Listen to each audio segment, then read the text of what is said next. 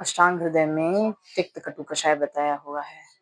चरक में कटु तिक्त कषाय। ये क्रम का भी बहुत ध्यान रखना है क्योंकि ये भी एग्जाम में पूछे जाते हैं कभी-कभी कि तिक्त कटु कषाय किसमें आया और कटु तिक्त कषाय किसमें आया है।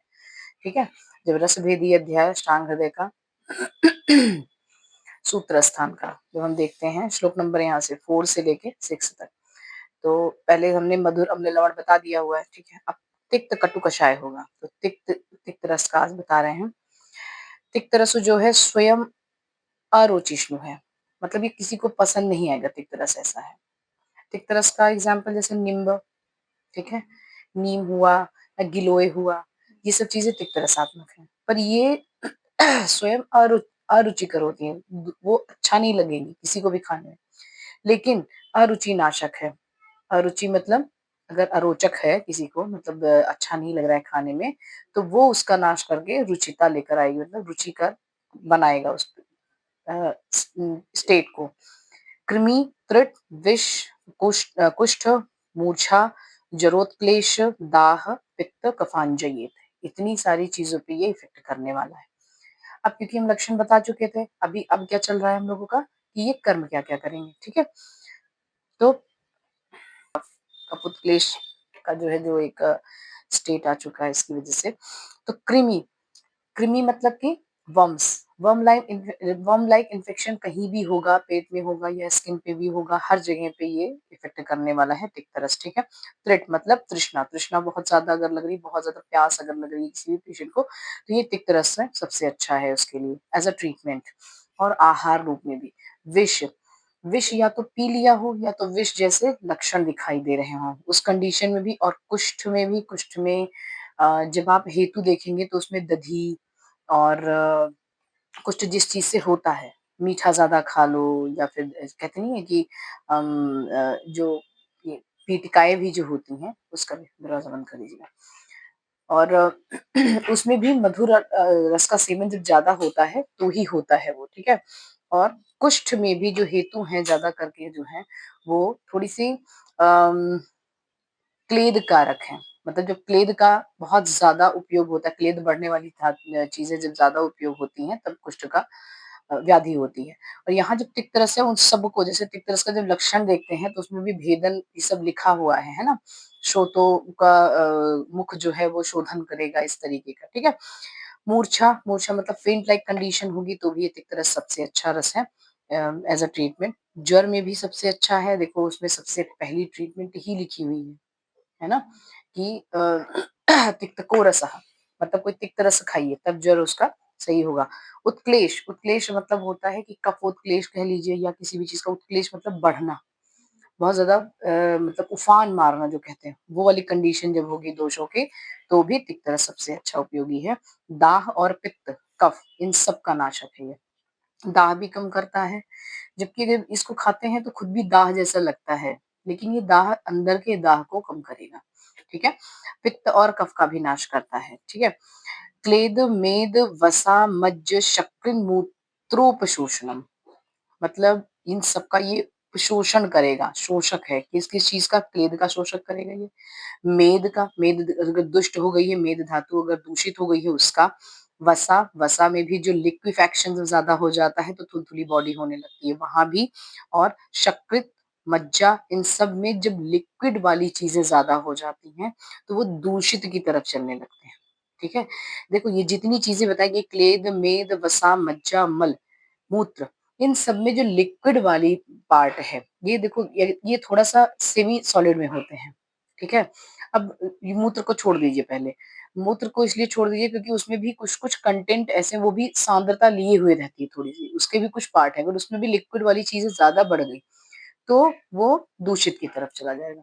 जितनी भी चीजें भी मैंने गिनाई, मेद है, वसा है, मज्जा है, शकृत है और क्लेद है और मूत्र है, इन सब में लिक्विड वाला पार्ट जब बढ़ता है तब वो दूषित की तरफ जाएगा, या हार्डनेस भी बढ़ जाएगी तो भी वो दूषित की तरफ जाएगा। ठीक है, तो इनकी एक कंसिस्टेंसी है जो बैलेंस्ड फॉर्म में होनी चाहिए। अगर ये इम्बैलेंस हुई तो ये दूषित हो जाती हैं। और इसी दूषित चीज को निकालने के लिए, मतलब उसका शोषण करने के लिए, जब लिक्विड वाली चीजें इन सब में बनेगी तो उसका शोषण करने के लिए तिक्त रस सबसे बेस्ट है। ठीक है, लघु है और मेध्य है। लघु है मतलब लाइट है, पचने में भी और उसका वैसे भी, महाभूत भी वैसे ही है। महाभूत के संबंध को जब देखते हैं तो इसलिए ज़रूरी है कि ये कितनी इंटरनली ये पियर्स करके जा सकता है। एकदम छेदन करके जाने वाला, क्योंकि आकाश महाभूत है और वायु महाभूत है। दोनों ही सूक्ष्म जगहों पे जाने के लिए एकदम प्रेफरेबल कंडीशन में रहते हैं, ठीक है? और अब तिक्त रस में दोनों है, तो इट मीन्स ये लघु डेफिनिटली है, बहुत हल्का है ये। मेध्य है क्योंकि ये पित्त के ऊपर कार्य कर रहा है, पित्त को अच्छा करने का कार्य करता है, तो इसलिए ये पित्त बढ़ाएगा तो मेधा शक्ति भी बढ़ाने वाला कार्य है, ठीक है? और हिम है, स्पर्श में हिम होता है और शीत वीर्यात्मक भी है, ठीक है? रूक्ष है ये, रूक्ष भी है, थोड़ा-सा ड्राइनेस लेके आएगा। अब अभी के टाइम पे अगर जितनी भी चीज़ें इसमें लिखी हुई हैं, स्तन्य है, स्तन्यवर्धक भी है, मतलब कि ये थोड़ा-सा गैलेक्टोकॉक्स जैसा भी कार्य करने वाला है। फिर कंठ विशोधक है, कंठ में अगर कुछ दिक्कत हो रही है, फँस रहा है, कफ की मात्रा ज़्यादा बढ़ी हुई है, तो उसमें एक खिंचाव-सा आता है, जैसे अभी मेरी वॉइस इसके पहले थी, है ना? तो वहाँ पे तिक्त रस ही काम किया हुआ है, ठीक है? तो कंठ का भी विशोधक है। लेकिन अब जितनी भी चीज़ें अभी तिक्त रस के बारे में गिनाई, इन सबको देख लो और आज के समाज को देख लो। सबको तिक्त रस का खाना बहुत आवश्यक है। क्यों? क्योंकि ज़्यादा से ज़्यादा चीज़ें क्लेद कारक खाते हैं। जो भी बाहर की चीज़ें भी, चाइनीज़ जो खा रहे हैं वो भी क्लेद कारक होंगी और पित्तवर्धक हैं, ठीक है? और उसके बाद फिर जो मोमोज़ हैं, मैदा वाली चीज़ें ज़्यादा आ गई हैं, फिर जो नूडल्स आ गए हैं, ये सारी चीज़ें जितनी भी हैं सब बाहर के तो क्लेद कारक होंगी और व्याधि ना मतलब कारक होती हैं, व्याधि कर हैं। उसके लिए टिक तरह से सबसे बेस्ट है, ठीक है? और हर व्याधि तक पहुँच रहा है, हर व्याधि के हेतु तक पहुँच रहा है वो, उसको नाश करने के लिए, ठीक है? और अगर इसका अति सेवन किया गया, बहुत ज़्यादा भी सेवन नहीं करना है, तो ये धातु क्षय करेगा, क्योंकि सभी धातु में थोड़ा-थोड़ा पार्ट चला गया इसका, वसा को भी सुखा रहा है, मेद को भी, मज्जा को भी, है ना? तो इसलिए इसको जो है धातु क्षय भी कर सकता है, अगर ज़्यादा अमाउंट में यूज़ किया गया तो। क्या हुआ है, कोविड में लोग क्या किए, गिलोय पीना शुरू कर दिए, पीना शुरू कर दिए। नहीं ज़रूरत थी तो भी लोगों ने पिया हुआ है ना? तो ज़्यादा तिक्त रस का उपयोग करने पर भी क्या हो सकता है, धातु क्षय, और वो यही हुआ है, उसके बाद फिर डिजेनरेशन पावर बढ़ गई हुई है, ठीक है? वात विकारों की उत्पत्ति भी हुई है, वात बहुत ज़्यादा बढ़ा हुआ है लोगों में, जिसकी वजह से अस्थियाँ थोड़ी-सी डैमेज होने लगती हैं या डिजेनरेट होने लगती हैं, ठीक है? और वायु का और अस्थि का अ आश्रय-आश्रय संबंध है ही, ठीक है? नेक्स्ट नंबर देखिए, कटुरस का आता है। 17, 18 और 19 नंबर के श्लोक में देखेंगे। कटुरस जो है वो गल रोग, मतलब गले से रिलेटेड डिजीज़, उदर्द मतलब अर्टिकेरिया कह लीजिए इसको, जो स्किन पे रैशेज़ वगैरह होने लगते हैं। कुष्ठ, all type of skin diseases, अलसक और शोफ का नाशक होता है। अलसक मतलब अजीर्ण के प्रकार में हमने बताया हुआ था इसके पहले वाले चैप्टर में। इसके पहले चैप्टर्स जो आए हुए थे, ठीक है? उसमें अलसक, विसूचिका, दंडालसक ये सारी बारी बात बताई हुई थी। तो यहाँ जो अलसक आया वही वाला है, ठीक है? अजीर्ण का प्रकार है, उसका भी ये नाश करेगा। शोफ मतलब कि स्वेलिंग है, अगर एकदेशी है वो भी, और अगर सर्वांग है तो भी, उसका भी नाश करेगा। प्रणव साधक है, व्रण को अवसाधक बना देता है, मतलब उसको वहीं पे रोक देता है या उसको दबाने का कार्य करेगा। स्नेह, मेद, क्लेद का उपशोषक है। अच्छा, जो ये बताया गया हुआ है कि स्नेह मेद क्लेदोपशोषण, मतलब उसका शोषण करेगा। स्नेह का भी, कौन से स्नेह का? जो शरीर में स्नेहांश है, बहुत ज़्यादा ऑयलीनेस हो रहा है, तो ये कटुरस उस पे उपयोग करना है, ठीक है? बहुत ज़्यादा ऑयली स्किन हो रही है, तो स्किन पे नहीं लगाना है, खाने के लिए बोला हुआ है, ठीक है? मेद का भी उपशोषक है और क्लेद का भी उपशोषक है, ठीक है?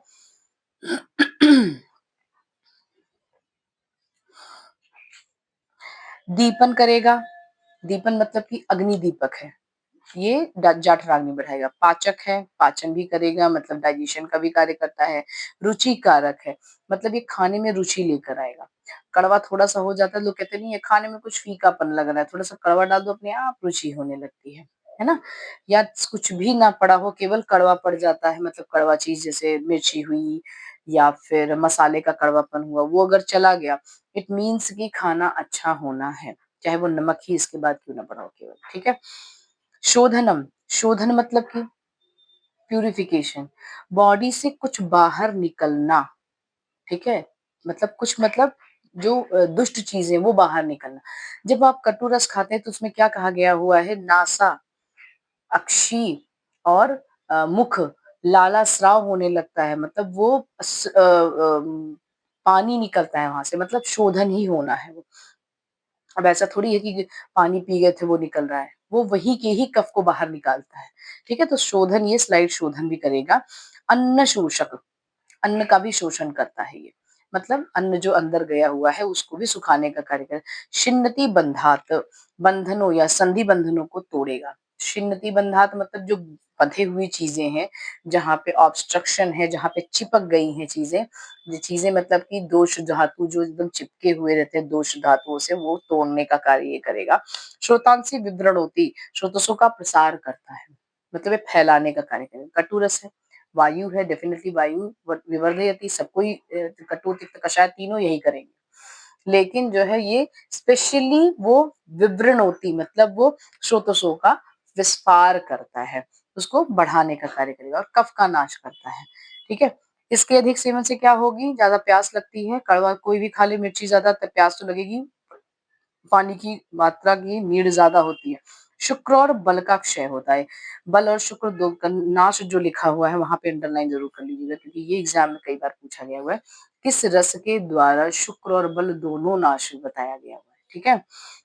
मूर्छा, मूर्छा ला सकता है। आकुंचन, कड़वा खाने के बाद जैसे मुंह का जो शेप होता है वैसे हो जाता है, आकुंचन, ठीक है? कंप, कंप मतलब कि कंपन भी लेकर आता है, वो तो खाते ही तुरंत दिख जाएगा और कंप व्याधि तक भी जाता है वो, ठीक है? कंप मतलब ट्रिमर्स जो आने लगते हैं, ठीक है? कटी, पृष्ठ आदि में वेदना भी उत्पन्न हो जाती है अगर ज्यादा उपयोग किया गया तो, मतलब बैक पेन भी होने लगता है। और पृष्ठ, पृष्ठ का क्या अर्थ होता है, साइड, लैटरल साइड जो होती है ये, ठीक है? पृष्ठ इत्यादि में वेदना स्टार्ट हो जाती है, ठीक है? यहाँ तक कटुरस का था। अब आते हैं कषाय रस पे।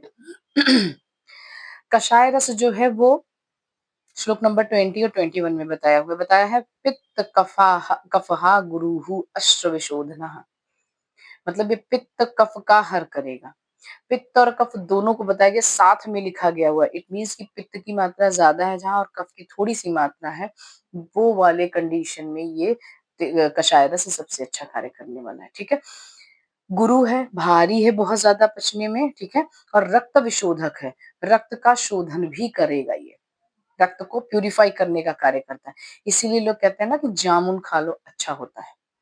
क्या होता है, ब्लड प्यूरिफाई होता है, जितने कषाय रसात्मक द्रव्य जो है, और वो भी औषधि वाले होने चाहिए, ऐसे वाले नहीं। व्रण का पीड़न करता है, पीड़न मतलब कि उसको कषाय रस अगर खा लिया तो उसको फटने जैसा कार्य करना है, पीड़न करने का कार्य।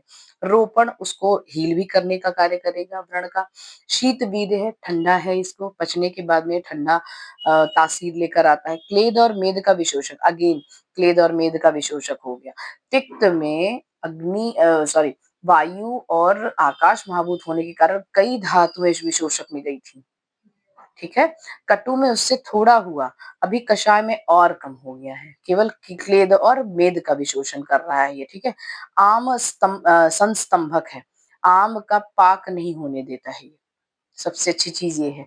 आम का पचन हुआ तो आम मतलब मैंगो नहीं, अनडाइजेस्टेड फूड जो बहुत टॉक्सिसिटी लिए हुए बैठा हुआ है, शरीर में पड़ा हुआ है बहुत दिन से, उसको आम कहते हैं। अब उसका अगर पचन हो गया तो डाइजेशन होने के बाद में सर्कुलेट होके पूरी बॉडी में स्प्रेड होके क्या करेगा, व्याधि उत्पन्न करेगा। ये क्या करता है कषाय रस, उसका संस्तंभन, मतलब वो एकदम स्टॉप कर देता है, आम का पचन नहीं होने देगा ये कितनी अच्छी बात है कि कषाय, इसीलिए कहते हैं कि जो थाली हमारी आती है वो 6 रसों से परिपूर्ण होनी चाहिए। मधुर, अम्ल, दमन, कटु, तिक्त, कषाय सारे हों उसमें, है ना? सबके अपने अपने काम है इसलिए, ठीक है? तब संपूर्ण भोजन होता है। मुझे ये नहीं पसंद, मुझे वो नहीं पसंद है करके वो सारा सब कुछ खराब किए हुए हैं। आदमान, आदमान मतलब जैसे पेट में गुड़गुड़ाहट होती है, वो वाला आदमान, पेट फूलना। हृदरुजा, अ, एक मिनट सॉरी, ये अति सेवन से हुआ है। आम का संस्तंभन करेगा और ग्राही होता है, ग्राही मतलब ग्रहणी पे एक्ट करके जो खाने को प्रॉपर तरीके से उसको बांध के रखेगा वहां पे ही, ठीक है? अति रुक्ष है, बहुत ज्यादा रुक्षता लिए हुए, त्वक प्रसादक होता है, जो स्किन में लश्चर लाने वाला काम है वो कषाय रस ही करने वाला है, ठीक है? कई लोगों को हमने सुना भी है कि जामुन की गुठली वो स्किन पे रगड़ रहे हैं, उससे जो है बहुत अच्छा हो जाता है। त्वक प्रसादन वो एक्चुअल में खाने से होगा। न्यूट्रिशन आप जो लेंगे, चाहे स्किन की हो, चाहे हेयर की हो, चाहे आपकी बॉडी के इंटरनल पार्ट की हो, सब अंदर खाने से ही होने वाला है। अलग से हमने स्किन नहीं चिपकाई हुई है बॉडी में। ये बॉडी का ही मलाई पार्ट है। तो सबसे अच्छा जो इफ़ेक्ट करेगा वो खाने वाली चीज़ से ही करेगा, कितनों लीप लो उसको, मेडिसिन्स, ठीक है? तो ये जो बात बताई गई हुई है त्वक प्रसादक वाली, ये इंटरनल इनटेक के बारे में बताया हुआ है, ठीक है? कि जब आप खाएँगे तब स्किन में लश्चर आता है। अब तुरंत का नहीं आएगा ये, कंटिन्यू सेवन से होगा।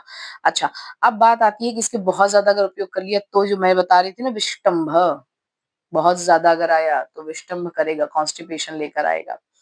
इसलिए कम अमाउंट में, मतलब प्रॉपर अमाउंट में।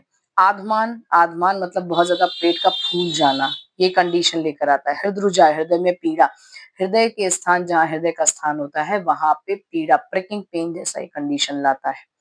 त्रिट, बहुत ज़्यादा प्यास लगती है। कार्श्य, कार्श्य का अर्थ होता है दुबला-पतला, लीन लीन कर देता है पर्सन को। पौरुष भ्रंश, इस पे अंडरलाइन कर लीजिएगा।